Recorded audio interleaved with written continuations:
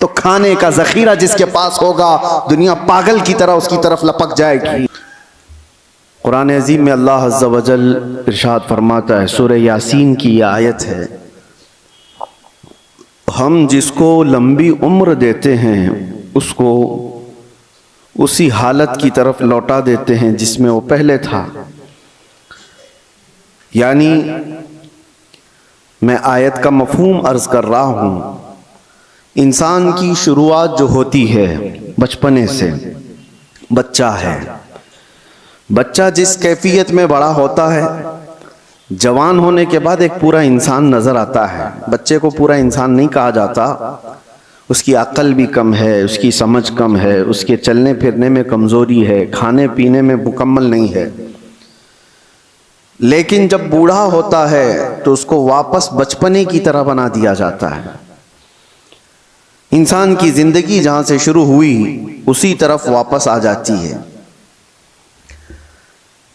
अब इस आयत की तफसीर में उलमाए इज़ाम, मुफस्सिरीन इज़ाम ने फरमाया है कि एक हालत से दूसरी हालत की तरफ फेर दिया जाना, इसको नुनक्किसहु फिल खल्क़ कहा जाता है।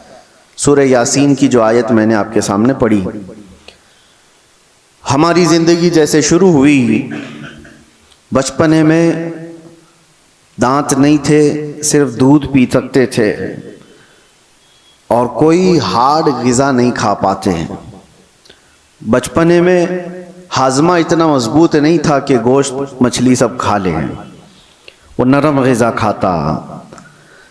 बचपने में वो खुद से चल नहीं पाता था, किसी के सहारे की ज़रूरत होती थी। बचपने में बोलने में ततलाहट आती, साफ साफ अल्फाज नहीं बोल पाता। छोटा बच्चा एक सवाल को बार बार करने लगता है, उसी चीज को बार बार पूछता है। छोटा बच्चा कभी कभार खुद से पेशाब पखाना कर लेता है, उसे एहसास नहीं हो पाता बिस्तर में। उसकी सफाई के लिए उसके साथ किसी की ज़रूरत होती है। अब हम आते हैं बचपने से, जब बड़ा हुआ जवानी में ये सारी चीज़ें उसकी परफेक्ट हो गई, लेकिन जैसे ही बूढ़ापे को पहुंचा फिर से वही हालत पर आया कि अब बूढ़ा भी दांत गिरने की वजह से हार्ड चीज़ें खा नहीं पाता। बूढ़े को भी नरम ग़िज़ा देनी पड़ती है। बूढ़े का भी हाजमा मजबूत नहीं होता कि हर चीज़ वो हजम कर ले जाए। बूढ़े के अंदर भी अब किसी के सहारे की ज़रूरत आ गई। इतनी कमज़ोरी आ गई कि खुद से खड़ा होकर के चल नहीं सकता, किसी के सहारे की ज़रूरत है। बूढ़े के अंदर भी भूलने की आदत आ गई। बूढ़े के अंदर भी एक चीज़ को बार बार पूछने की आदत आ गई जो बच्चे के साथ थी। बूढ़े के अंदर फिर वो मकाम भी आ गया कुछ बूढ़ों को कि पेशाब पाखाना निकलने लगा और उनको पता भी नहीं चल पा रहा है। कंट्रोल ख़त्म होने लग गया जिस्म का। बिस्तर पर उनके पेशाब पखाने भी हो गए। बहुत सारे बूढ़ों के साथ ये मामला होता गया। तो कहा गया इंसान जहां से शुरू हुआ था पलट करके वहीं आया है, उन्हीं हालात की तरफ उसे लाया गया है और फिर उसका खात्मा हो जाएगा।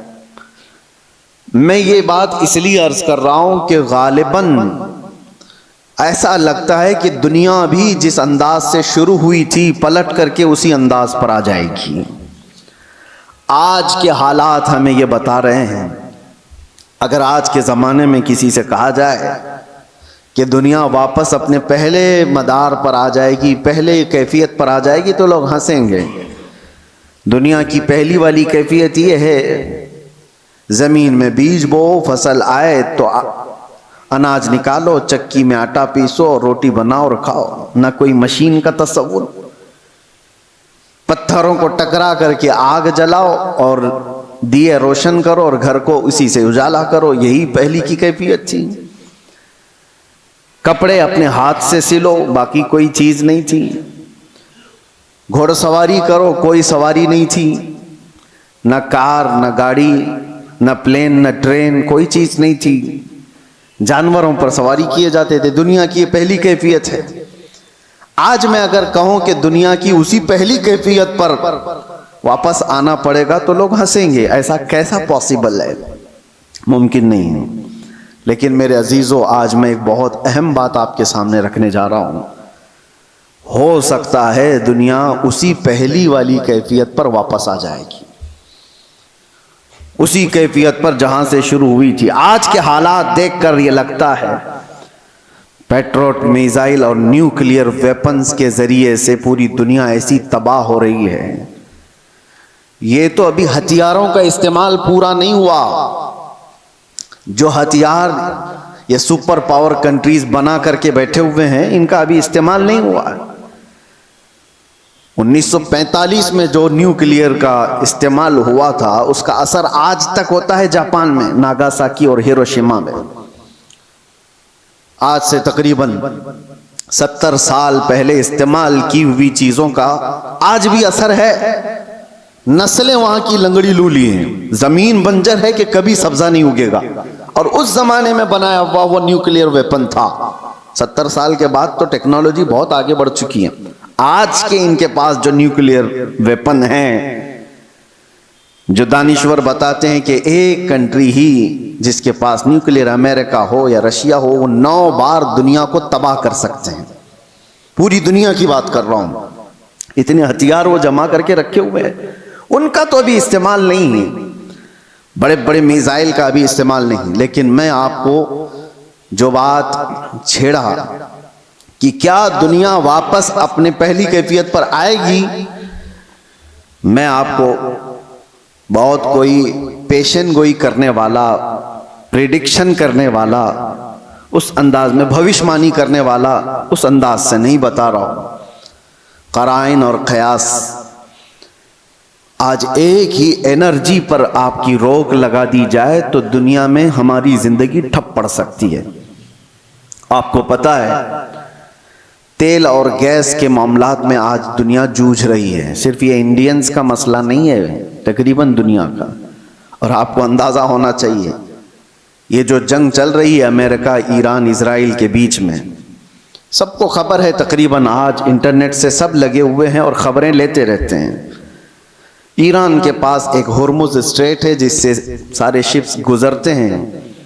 दुनिया वहां से अपने तेल और गैस और फर्टिलाइजर की खपत करती है, लेती है, देती है। लेकिन हैरत की बात यह है, पूरी दुनिया वहां से जो ट्रेड करती है वो सिर्फ 25% है, 75% नहीं, 25% वहां से तेल दुनिया का आता है। मुझे हैरत इस बात की होती है कि ईरान ने सिर्फ 25% पर रोक लगाई तो अभी दुनिया इसकी हालत ये है। सिर्फ अभी 20-25% को रोका गया है, सप्लाई चेन रुक गई है, तो अभी से लोग पैनिक होना शुरू हो चुके हैं। ये तो अभी आपको अंदाजा नहीं, चंद दिनों के बाद जो हालात आने वाले हैं, अल्लाह ही खैर करे। शायद हम लोग लॉकडाउन से भी बुरी हालत की तरफ जा सकते हैं, अल्लाह बचाए।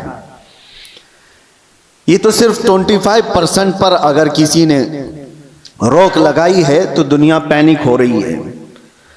मेरे अजीजों, वो वक्त आएगा, मेरे आका सल्लल्लाहु ताला अलैहि वसल्लम ने जो क़यामत के करीब होने वाली निशानियां बयान फरमाई, उसमें से बड़ी निशानियों में एक निशानी ये भी है कि कत्ल और खून रेजी बहुत बढ़ जाएगी, इतनी ज्यादा कि एक बाप की अगर 100 औलाद हैं तो 99 मर जाएंगे और एक बचेगा।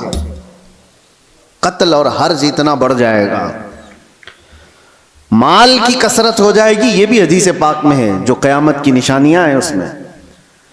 और ये जो हालात हैं, अभी किसी ने एक हदीस भी सोशल मीडिया पर नश्र करके बहुत वायरल किया था, उस पर भी मैं आपसे गुफ्तगू करूं।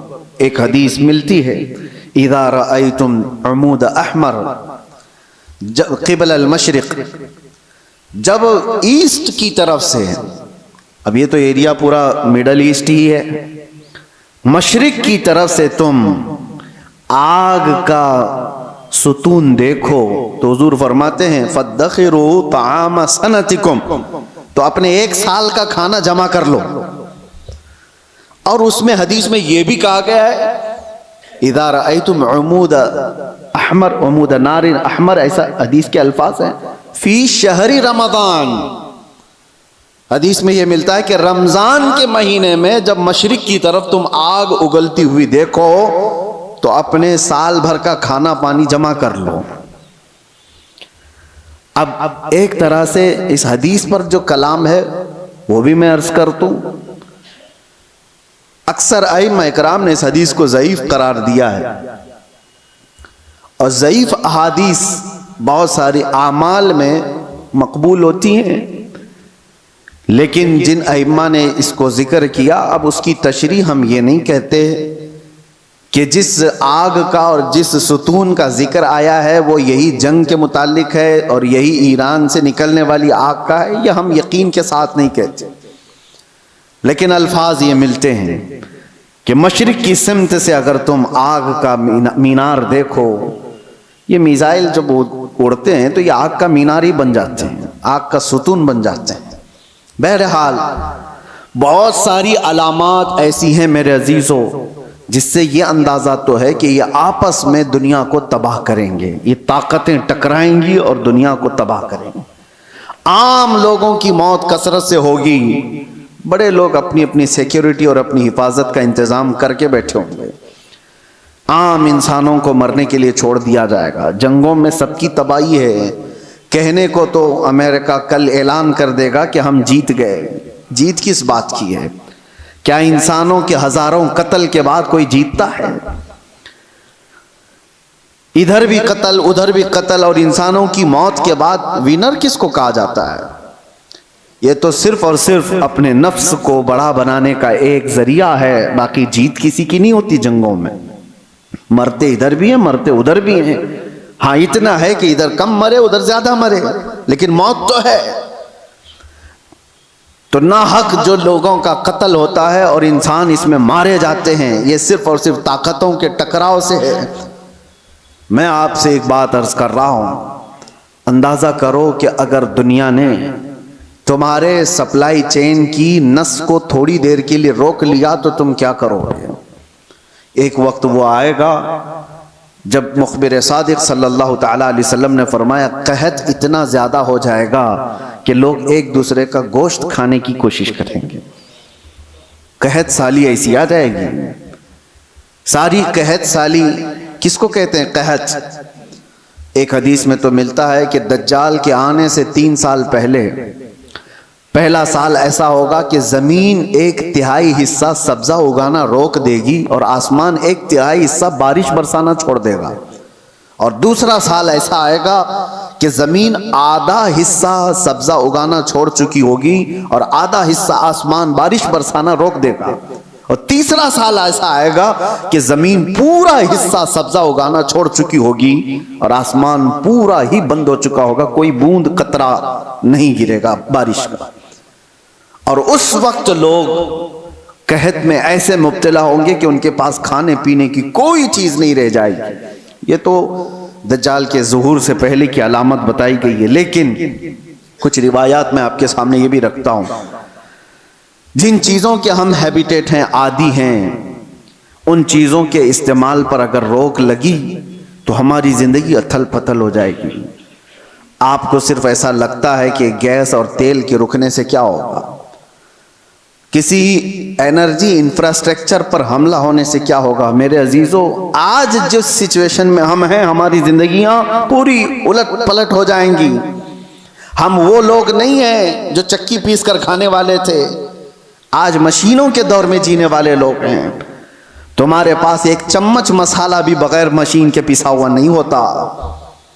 हर चीज के लिए तुम्हें एनर्जी की जरूरत है, हर चीज के लिए तुम्हें करंट और तेल और गैस की जरूरत है। ऐसी आदत हमें आज लगी हुई है। हमारा कोई खाना बगैर मशीनों से गुजरा हुआ नहीं आता, कोई खाना।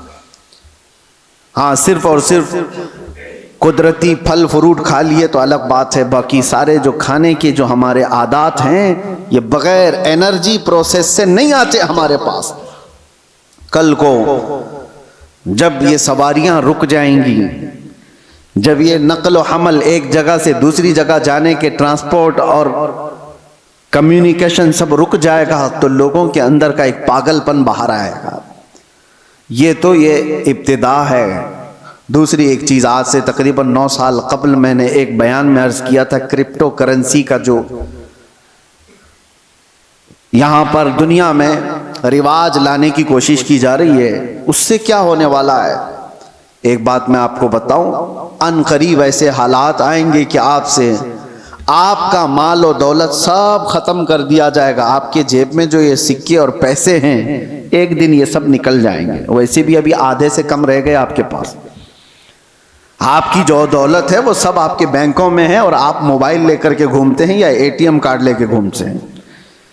आपको बैंक ने सिर्फ इतना बताया, इतने डिजिट हैं आपके पास पैसे, आपको भी यकीन है। 10 लाख रुपए आपने बैंक में जमा किया और 10 लाख का डिजिट आपको बैंक ने दे दिया आपके मोबाइल के मैसेज पर, और आपको यकीन है मेरे पास 10 लाख हैं। पकड़ने में कुछ भी नहीं आपके पास, और ना ही रोज जाकर के आप बैंक का मुशाहिदा कर रहे हैं कि मेरे जो नोट दिया था वो है कि नहीं है कि नहीं है। आपको उससे कोई मतलब नहीं। बैंकों ने आपको एक जमानत दे दी कि आपके इतने पैसे हमारे पास हैं। जमानत क्या है? सिर्फ मैसेज है, वो डिजिट है, वो नंबर्स हैं। उन्हीं नंबर्स पर दुनिया जी रही होगी। अभी ये रिवाज और बढ़ता जाएगा। आप जो कैरी करते थे सिक्के और नोट, वो भी खत्म कर दिए जाएंगे, कुछ नहीं होगा किसी के पास। और सारा ट्रांजैक्शन आपका जो चलता है वो इंटरनेट से चलता है। जिस दिन इंटरनेट को शट डाउन कर दिया जाएगा, सारे के सारे फकीर होंगे, किसी के पास कुछ नहीं होगा। उनके हाथों में ना कोई रकम होगी ना कोई पैसा होगा, क्योंकि सब कुछ उनको बताया गया था कि बैंक में इतने डिजिट हैं हमारे पास। इसकी क्या श्योरिटी है कि कभी इंटरनेट बंद नहीं होगा? इसकी क्या गारंटी है? मेरे अजीजों, इसीलिए पहले के दौर में लोग दिरहम और दीनार रखते थे। दिरहम और दीनार क्या होते हैं? दिरहम चांदी का सिक्का होता था और दीनार सोने का सिक्का होता था। हुकूमतें चाहे जितनी भी बदल जाएं, दीनार को आप मेल्ट करते तो सोने की वैल्यू हमेशा रहती, चांदी की वैल्यू हमेशा रहती। लेकिन यहूदियों ने दिरहम और दीनार को हटा करके करेंसी नोट लाए। कागज के टुकड़े जो आज हमारी जेब में हैं, 100 का है, 200 का है, 500 का है, 2000 का, जो भी नोट हैं, डॉलर हो कि यूरो हो कि पाउंड हो कि रुपया हो, सब कागज पे हैं। और इस कागज की वैल्यू सिर्फ इसलिए है कि गवर्नमेंट ने कहा है इसकी इतनी कीमत है। और जिस रात को ऐलान कर दे कि कल से ये नोट नहीं चलने वाली, वो सारे कचरे के भाव में भी नहीं जाते। वो कागज के टुकड़े हैं, रद्दी पेपर हो जाएंगे जिस दिन ऐलान हो जाए। और हो चुका हमारे यहाँ। तो एक बार रात में ऐलान हो गया कि 500 की नोट, 1000 की नोट बंद हो गई, खत्म हो गया। वो पेपर कहाँ है आज? या उस वक्त के 2016 से पहले के वो 500 1000 की नोट ले आओ, आपको पकड़ के ले जाएंगे लोग। उसकी कोई वैल्यू नहीं है, उसकी कोई हैसियत नहीं। तो वो कागज के टुकड़े। तो पहले दुनिया दिरहम और दीनार से कागज के टुकड़े पे आई, कागज के टुकड़ों से फिर एटीएम कार्ड पे आई, फिर कार्ड भी कैरी करने की जरूरत नहीं, अब सिर्फ मोबाइल में आई।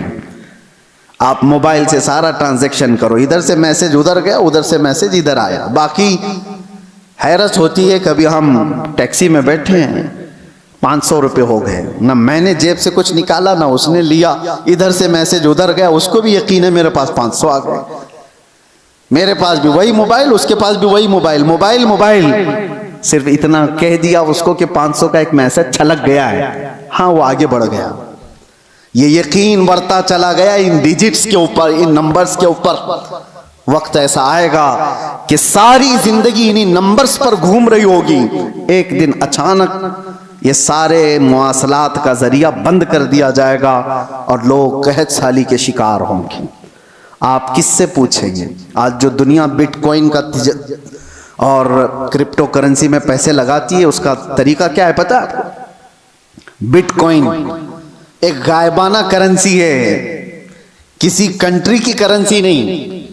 डॉलर आपने देखा है, यूरो आपने देखा है, पाउंड इंग्लैंड का आपने देखा, रुपया भी देखा है। बिटकॉइन क्या है वो देखा ही नहीं किसी ने, वो है ही नहीं। वो एक क्रिमिनल दुनिया चलाती है। और उन्होंने अपनी एक कीमत उसकी लगाई है और रोज बढ़ती जाती है कीमत। 40 लाख, 50 लाख, 60 लाख एक एक बिटकॉइन खरीदने के लिए लोग पैसे लगाते हैं। आपने 60 लाख रुपए देकर एक बिटकॉइन खरीदा, सामने वाले ने कहा कि हाँ एक बिटकॉइन आपका है। कहाँ है वो? उसने नंबर दिया है खाली, कोई सोना और चांदी उठा के नहीं दिया, कोई गारंटी नहीं है। बस इस पर भी दुनिया पागल है और लाखों की तादाद में क्रिप्टो करेंसी और ये बिटकॉइन को खरीदने के लिए पागल है दुनिया, पैसे लगाई हुई है। जो चीज दिख ही नहीं रही है उसको भी खरीदा जा रहा है, लिया जा रहा है। मेरे अजीजों, मैं आपको उन आखिरी अलामात के बारे में कह रहा हूं कि दुनिया कभी तरक्की करते करते करते इतने आगे जा चुकी जो उसकी खुद की तबाही का जरिया है। इंसान खुद अपने आप को तबाह कर लेगा। आज ये तमाम जराया पर निर्भर होकर के रहना यह हमारी तबाही के करीब जाने का है। अब मेरी बातों को कुछ मॉडर्न लोग ये कहेंगे कि पुराने ख्यालात की बात कर रहे हैं, तरक्की को नहीं चाहते हैं, आसानी को नहीं चाहते। मेरे अजीजों, तरक्की और आसानी कौन नहीं चाहता, लेकिन तुम्हारे पास श्योरिटी और गारंटी क्या है? किसी चीज की नहीं। और आज दुनिया को जिस अंदाज से निर्भर करके रखा गया है, तकरीबन पौनी दुनिया ऐसी है आज जो क्रेडिट पर तिजारत करती है, सूद पर तिजारत करती है। सबको क्रेडिट कार्ड पकड़ाए गए हैं, तुम सूद भरते रहो, इंटरेस्ट भरते रहो। लोन की दुनिया पर आधे से ज्यादा दुनिया चल रही है। मेरे अजीजों, यही कुर्बे क़यामत की अलामात हैं, ये निशानियां हैं।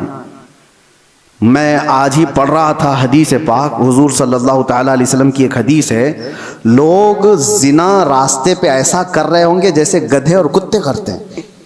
और उस जमाने में सबसे शरीफ आदमी कौन होगा पता है आपको?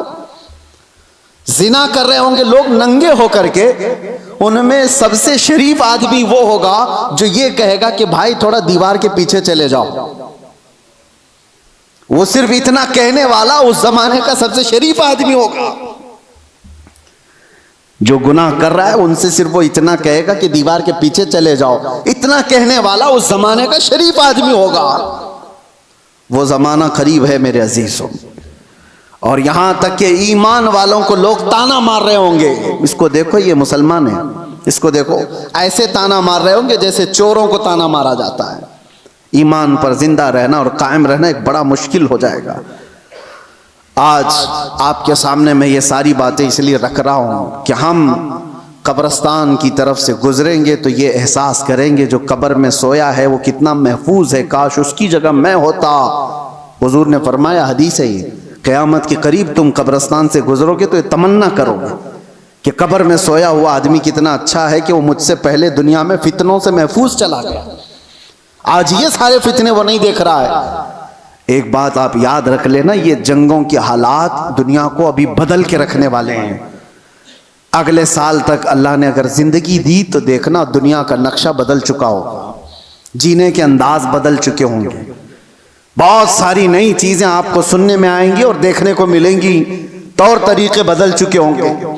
अचानक होने वाले हालात पूरी दुनिया को एकसर बदल कर रखेंगे। इसलिए हर घड़ी आप एक्टिव रहो कि ईमान के साथ दुनिया से जाना है। इन फितनों के दौर में हर घड़ी आप अपने ईमान की हिफाजत की फिक्र करो। अब जो दौर आ रहा है इससे खतरनाक दौर इस दुनिया की इब्तिदा से लेकर अब तक नहीं आया, कभी नहीं। इससे ज्यादा खतरनाक दौर कभी पहले नहीं आया। जो आने वाला है वो दज्जाल के ज़हूर का जमाना है। नबी अकरम सल्लल्लाहु अलैहि वसल्लम ने फरमाया, रुए जमीन पर सबसे बड़ा फितना होगा दुनिया का। और नबी आखिरुज़्ज़मा खुद दुआ करते थे अल्लाह की बारगाह में कि अल्लाह मुझे दज्जाल की फितनों से महफूज रख।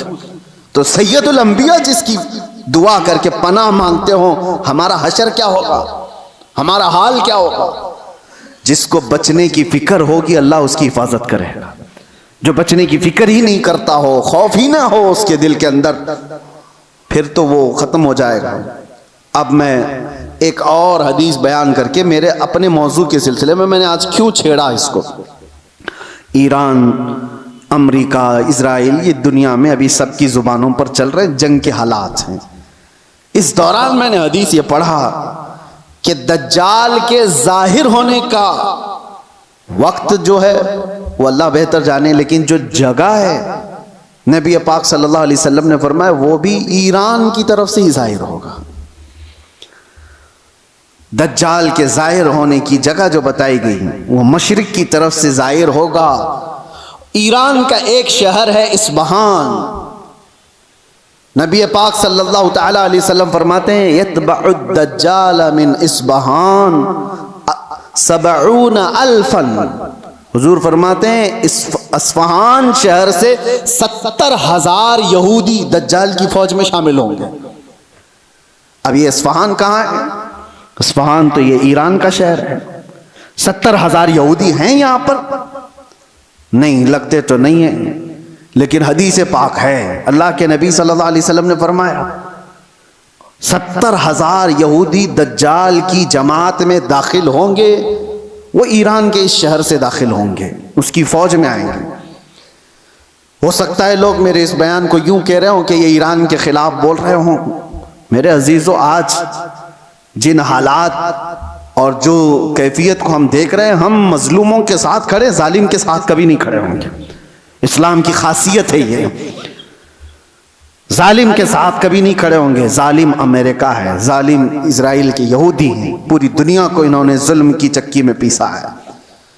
लेकिन ईरान की जो कैफियत होगी, 70,000 यहूदी वहां से निकलेंगे और दज्जाल की जमात में आएंगे, तो इतना लगता है कि गालिबन ईरान पर यहूदियों का ऐसा कब्जा होगा, तभी तो वहां 70,000 यहूदी होंगे। वो दौर आएगा।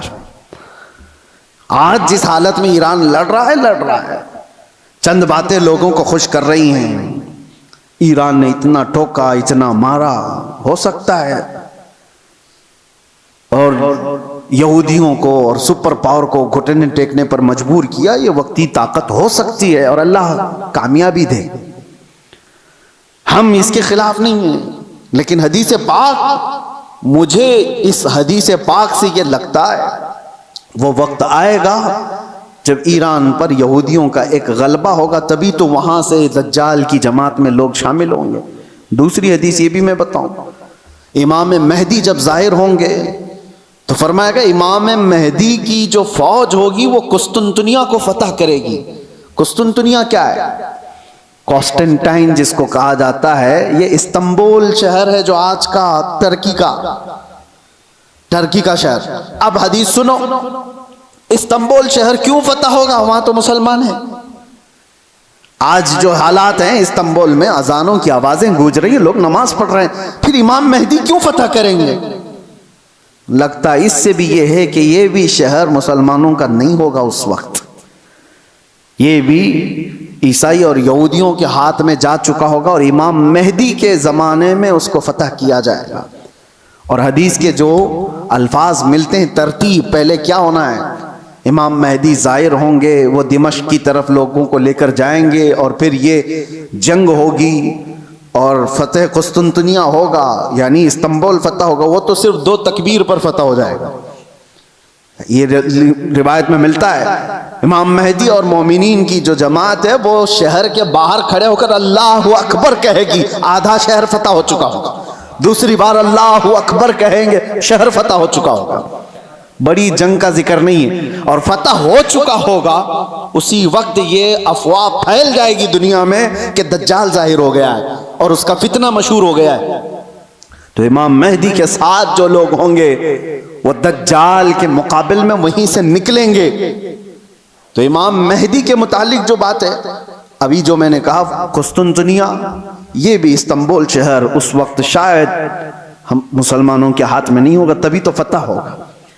और तीसरी एक खास बात, जो बात मैंने छेड़ा था, हुजूर फरमाते हैं जो मुजाहिदीन उस आखिर ज़माने की जंग में शरीक होने वाले हैं, हुजूर फरमाते हैं अल्लाह ने उन पर आग को हराम फरमा दिया। रुए ज़मीन के बेहतरीन लोग होंगे जो इमाम मेहदी की फौज में शामिल होकर मुकाबला कर रहे होंगे दज्जाल से। लेकिन साथ में हुजूर फरमाते हैं, अब सुनिए तवज्जो, जिस जुमले पर मुझे बहुत ज़्यादा ताज्जुब है। फरमाते हैं हुजूर कि मैं यहीं से उनके घोड़ों के रंग को भी देख रहा हूं। नबी पाक सल्लल्लाहु ताला अलैहि वसल्लम मुखबिर सादिक हैं, वो गैब की खबर जानते हैं, बाद के हालात देख रहे हैं, अल्लाह ने उनको इल्म अता किया। ये सब अपनी जगह पर, यह हमारा अकीदा है। लेकिन इस जुमले पर तवज्जो करें, क्या उस जमाने की फौज घोड़े पर बैठी होगी? हुजूर फरमाने में उनके घोड़ों का रंग देख रहा हूं। तो इसी हदीस से मुझे यह कहना पड़ा, शायद दुनिया जहां से शुरू हुई थी वहीं से वापस आ जाएगी। दौर ऐसा आ जाएगा कि जहां से दुनिया शुरू हुई थी वो घोड़सवारी थी, सवारियां थी। लड़ाई के दौर भी तलवारों के थे, नेज़े और भाले के थे, मिसाइल और ये सारे जेट तैयारे नहीं थे। इसीलिए एक मशहूर साइंसदान आइंस्टाइन की बात मैं कोई अपने हवाले के लिए या मेरी तायीद के लिए नकल नहीं कर रहा हूं, लेकिन मशहूर है जमाने में। उसने कहा था थर्ड वर्ल्ड वॉर कैसे होगी ये मुझे पता नहीं, लेकिन फोर्थ वर्ल्ड वॉर होगी तो लकड़ियों से लड़ी जाएगी। तो उससे पूछा गया ऐसा क्यों? कहा थर्ड वर्ल्ड वॉर में दुनिया इतनी तबाह कर देंगे ये लोग न्यूक्लियर पावर से कि कुछ बचा ही नहीं होगा, और बाद में जो लोग बचे होंगे वो लकड़ियों से लड़ेंगे। या उसके अपने प्रिडिक्शन हो सकते हैं, मैं अपनी तायद में नहीं कह रहा हूं, लेकिन हदीस है पाक, हुजूर पाक सल्लल्लाहु ताला अलैहि वसल्लम फरमाते हैं।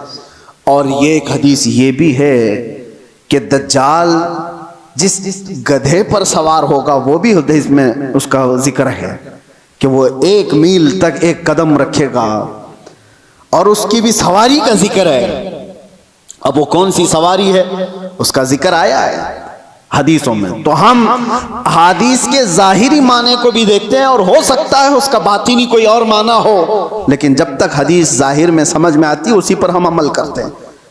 आखिर ज़माना शायद वैसा आने वाला हो।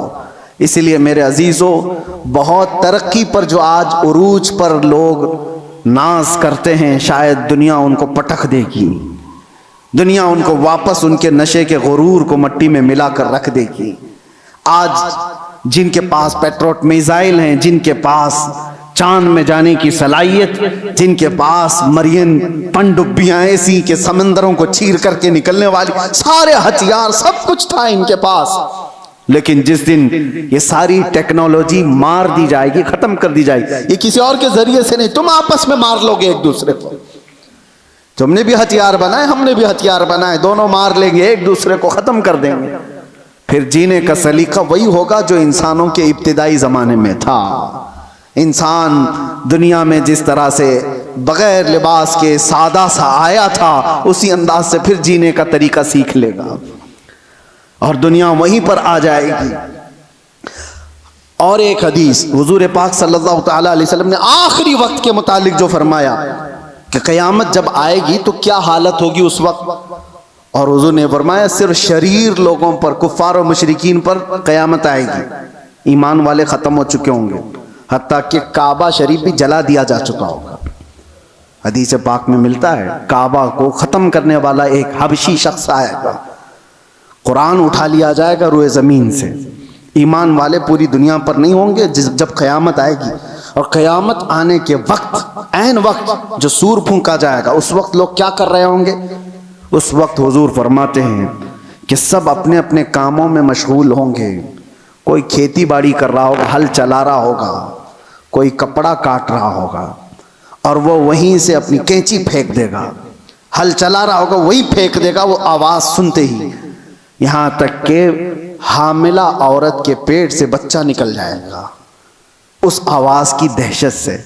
दूध पिलाने वाली माँ अपने बच्चे को फेंक देगी। ये जो हदीस में है, वहाँ पर भी दुनिया की बड़ी तरक्कियात का जिक्र नहीं है। ये नहीं है कि बहुत हाई फाई इंटरनेट में आदमी बैठा होगा या मशीनें चला रहा होगा, वहाँ पर भी हदीस में जिक्र मिलता है कि हल चला रहा होगा, कैंची काट रहा होगा। तो फिर मुझे यही कहना पड़ता है कि दुनिया जहाँ से शुरू हुई थी उन्हीं हालात पर आ जाएगी। ये कैंची हाथ में लेगी और हल हाथ में लेगी, जमीन में बीज बोएगी और फसल उगाएगी, और जब आएंगे तो चक्की पीस करके अपने घर के खाने का इंतजाम करेगी। बहरहाल जो भी हालात हैं, हम दुनिया के आखिरी वक्त पर आ चुके हैं, और एक ये भी बात मैं कह करके जाता हूँ, बाज़ बुजुर्गों ने फरमाया इमाम मेहदी कब जाहिर होंगे, तो उसके मुतालिक बुजुर्गों ने फरमाया जब सारे मोमिनीन दुआ करने लग जाएं कि ऐ अल्लाह इमाम मेहदी को जाहिर फरमाते, तो अल्लाह तबारक व तआला करीब है कि उनको जाहिर फरमाएगा। लेकिन आज की सिचुएशन ये है, मैं देखता हूँ हम सारी दुआएं करते हैं, क्या मोमिनीन की आम जमातें इमाम मेहदी के जाहिर होने की दुआ करते हैं? कहीं ये दुआ का भी रिवाज आम हो जाए कि अल्लाह इमाम मेहदी को जाहिर फरमाते। जब ये दुआ कसरत से होने लगी कि वो आ जाएंगे इमाम मेहदी के जाहिर होने की। और दूसरी हदीस ये भी है, यदहलुन्नासु, हुजूर फरमाते हैं अन जिक्रि दज्जाल, दज्जाल का जिक्र करना लोग छोड़ चुके होंगे, उलमा मिंबरों से बयान करना खत्म कर चुके होंगे, तब दज्जाल आएगा। जब तक दज्जाल के बारे में अवेयरनेस होगा लोगों के दरमियान, दज्जाल नहीं आएगा। लोग बयान करना छोड़ चुके होंगे और उसका जिक्र करना तर्क कर चुके होंगे। ये दोनों चीजें हमारे अंदर आने ना पाए। अल्लाह तबारक व तआला हम सबको आखिरी ज़माने की फितनों से महफूज फरमाए। आज जो होने वाले हालात हैं उसके लिए आप अपने अपने इंतज़ामात में, लोग आज अपना राशन पानी सब जमा कर रहे हैं, मैं कहता हूँ अपना ईमान भी जमा करके रखो, अपने आमाल और अपने अकीदे की हिफाजत करो। कल के आने वाला दौर, एक दिन दो दिन रोटी ना खा करके अगर आप रह भी जाओगे लेकिन ईमान के बगैर दुनिया से जाओगे तो हमेशा जहन्नम में जलाए जाओगे। ईमान की हिफाजत भी आज उतनी ही ज़रूरी है, इसलिए कि आदमी जब मुसीबतें आती हैं तो इनकार खुदा कर बैठता है, वो लोगों के पीछे चल भागता है।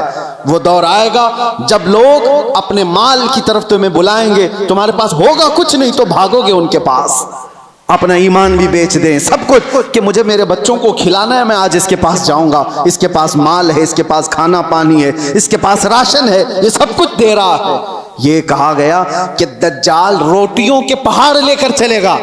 जब दुनिया में कहत होगा, लोग खाने के मोहताज होंगे और दज्जाल के पास ग़िज़ा के पहाड़ होंगे, चल रहे होंगे साथ में, दुनिया भूखी उसके पीछे लपक जाएगी कि रोटियों का पहाड़ इसके साथ है। तो खाने का ज़ख़ीरा जिसके पास होगा, दुनिया पागल की तरह उसकी तरफ लपक जाएगी। तो आने वाला दौर अगर कहत का है तो आप ये भी ईमान रखो कि जहां खाना बट रहा है वहां ईमान वाला नहीं जाता। जहां मेरे मुस्तफ़ा की मोहब्बत बट रही है, भूख को तर्क करेगा, मेरे आका के कदमों को इख्तियार करेगा। अल्लाह ताला हमें हुजूर के कदमों में जिंदगी अता फरमाए।